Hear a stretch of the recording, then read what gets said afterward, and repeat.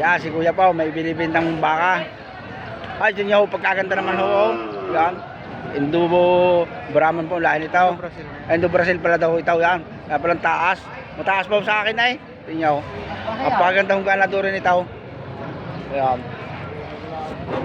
115 hong 1,000 ang halaga. Yan. Pag may araw na Kuya Noli Boy. Kuya Noli Boy. Good morning. Yan. Ay, sa ating bakahan. Yan. Ito. Ang mga supplier ng mga quality baka. Ganyan naman ho ninyo. Nakakatuwa naman ho yan. Ay, sino ka kung hindi mag-aagusto ho din ay nagawin ganador. Pang material ho. Tingnan naman ho ninyo ang bayag. Pantay na pantay. Ang ganda ho ng lawit ho ng... yan. Nasampa na daw ito. Yan. Nakakatuwa naman ho ay. Tingnan ninyo. Yan. Wow.